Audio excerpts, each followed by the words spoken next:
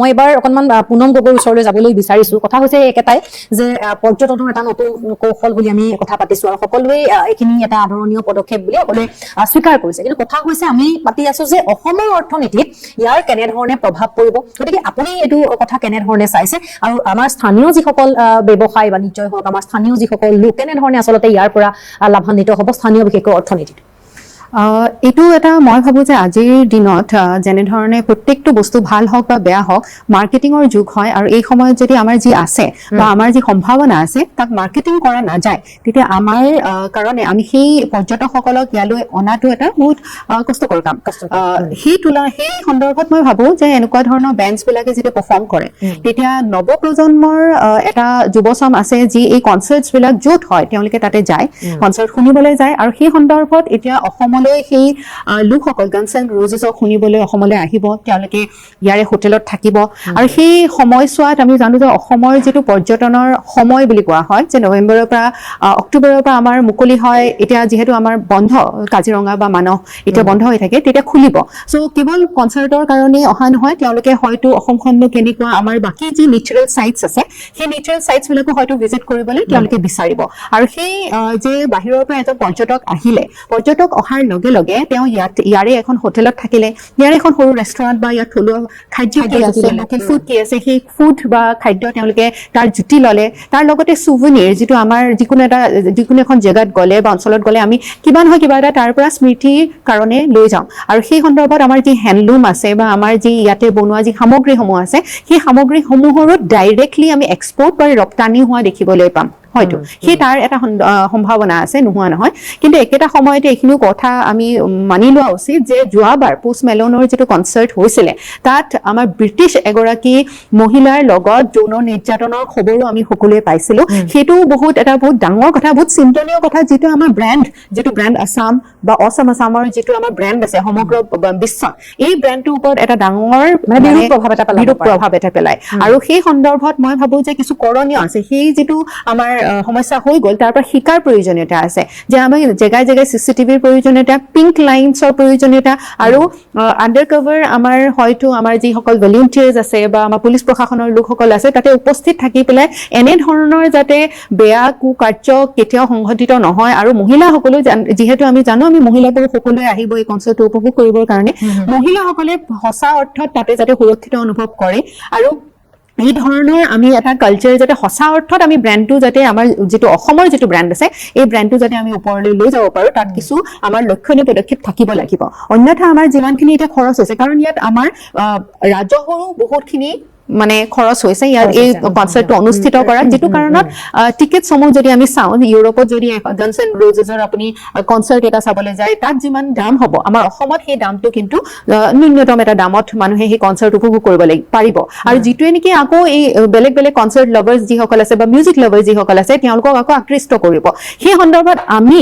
এই বৰ্তমান এনেকুৱা এটা ডাঙৰ যদি আমি দায়িত্ব লৈছো আমি দায়িত্ববোধেৰে আমি জবাবদিহি হ'ব লাগিব কেনেধৰণে আমি ইয়াক অনুষ্ঠিত কৰোঁ কিমান সুৰক্ষিতভাৱে আৰু কিমান ধুনীয়াকৈ যাতে এই কথাখিনি এই ব্ৰেণ্ডটোৰ কথাখিনি আমাৰ অনুষ্ঠিত কৰিব পৰা আমাৰ ক্ষমতাৰ কথাখিনি চৌদিশে ভালদৰে বিয়পে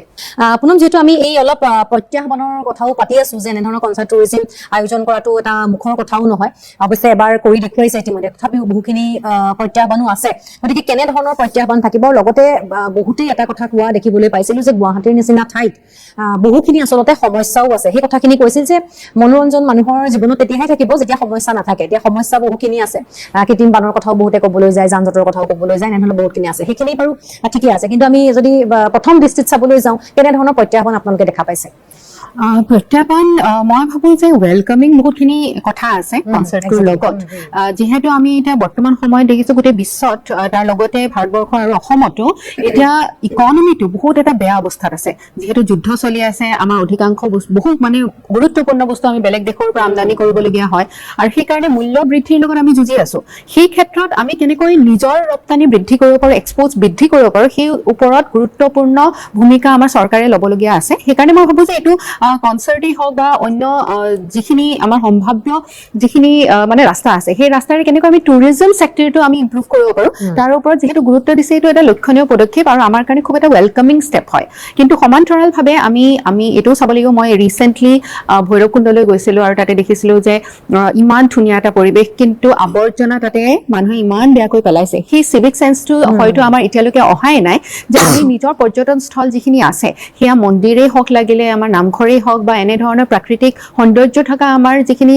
অঞ্চল আছে সেয়াই হওক সেই তাত আমি নিজৰ চিভিক চেন্সটো আনিব লাগিব আৰু পৰ্যটক যেতিয়া আহে বেলেগ দেশৰ পৰা যেতিয়া লোকসকল আহে তেওঁলোককো এটা ৱেলকামিং ভাইব দিবৰ কাৰণে আমি যত্নপৰ হ'ব লাগিব কেতিয়াবা আমি হয়তো এটা দুটা বিক্ষিপ্ত ঘটনা আমি দেখিছোঁ য'ত পৰ্যটকসকলে বিভিন্ন ধৰণৰ অসুবিধা কেতিয়াবা ভুগিবলগীয়া হয় চ' সেই ক্ষেত্ৰত আমি নাগৰিকসকলেও জবাবদিহি হ'ব লাগিব যাতে পৰ্যটক অহাৰ ক্ষেত্ৰত আমি নিজেই তাত তৈয়াৰ হৈ নুঠোঁ আৰু এই ক্ষেত্ৰত মই ভাবোঁ যে যেতিয়া এনেকুৱা এটা ডাঙৰ কনচাৰ্ট আয়োজন কৰা হয় তাৰে আগে পিছে যদি আমি থলুৱা যিসকল আমাৰ গায়ক গায়িকা আছে যদি ধৰি লওক যিটো দিনা গানছ এণ্ড ৰ'জেছৰ নৱেম্বৰ ৰেইন চলিব তাৰ আগদিনা বা দুদিন আগত যদি আমি থলুৱা যিসকল গায়ক গায়িকা আছে শিল্পীসকল আছে তেওঁলোকক সেই মঞ্চ দিওঁ আৰু যিসকল পৰ্যটক আছে তেওঁলোককো জনাওঁ যে আগদিনা পিছদিনা এনেকৈ আমাৰ ফোক লেভেলৰ ফোক টাইপ যিখিনি মিউজিক হয় সেইখিনি পৰিৱেশন কৰা হ'ব তাকো আপোনালোকে উপভোগ কৰক আৰু আমি যদি সেই ধৰণে গ্ল'বেল ইনফ্লুৱেঞ্চাৰ্ছকো আমি ইনভাইট কৰিব পাৰোঁ তেওঁলোকৰ দ্বাৰা আমাৰ এই যিখিনি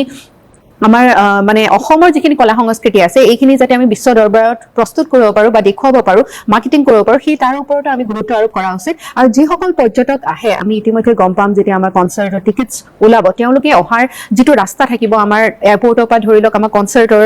যিটো স্থলী আছে তাৰলৈকে তাত আমাৰ বাকী যিখিনি নেচাৰেল চাইটছ আছে প্ৰাকৃতিক চাইট আছে বা আমাৰ সাংস্কৃতিক বা আমাৰ স্পিৰিচুৱেল চাইটছ আছে তাৰো যাতে মাৰ্কেটিংখিনি সমান্তৰালভাৱে হয় যাতে মানুহে জানে তাৰ বিষয়ে আৰু অলপ হ'লেও আমাৰ সেইসমূহ জেগালৈ যাবলৈও বা অঞ্চললৈ যাবলৈ তেওঁলোকে মন মেলে সেই ধৰণৰ আমি কাৰণ এইটো ফানেলিং কৰি আছোঁ আমি কনচাৰ্টৰ জৰিয়তে যাতে আমাৰ আৰু বাকীখিনি যিখিনি টুৰিজম ছেক্টৰছ মানে চাইটছ আছে বা ৰিভাৰ টুৰিজমেই হওক বা বেলেগ বেলেগ ধৰণৰ আমাৰ যিখিনি টুৰিজম আছে সেইখিনি আৰু আটাইতকৈ ডাঙৰ কথা মই ভাবোঁ যে অসমখন আটাইতকৈ বেছি চহকী কালচাৰৰ ক্ষেত্ৰত আমাৰ যিটো কালচাৰ আছে ইউৰোপেই হওক বা আমি ৰাছিয়া মানে ইষ্ট এছিয়াই হওক আমি ইমান বেছি ডাইমেনশ্যন থকা আৰু ইমান বেছি মানে বিবিধ মানে সংস্কৃতি থকা এনেকুৱা এটা সৰু অঞ্চলত পোৱাটো খুবেই কম আমাৰ ইমান জাতি জনগোষ্ঠী আছে আমাৰ থলুৱা সাজপাৰ আছে আমাৰ খোৱা খাদ্যৰ বিভিন্ন প্ৰণালী আছে এইবিলাকৰ লগত আমি কেনেকৈ চিনাকি কৰাই দিব পাৰোঁ সেইসকল পৰ্যটকক যাতে আমাৰ যিটো মানে যিটো এইটো কনচেপ্ট লোৱা হৈছে এইটো সম্পূৰ্ণৰূপে বা যিমানখিনি আমি মানে গ'ল এটা লৈছোঁ লক্ষ্য এটা লৈছোঁ তাতকৈও যাতে আমি অধিকভাৱে আমাৰ পৰ্যটনটো বহলাই লৈ যাব পাৰোঁ সেই তাৰ ওপৰত আমি গুৰুত্ব আৰোপ কৰোঁ।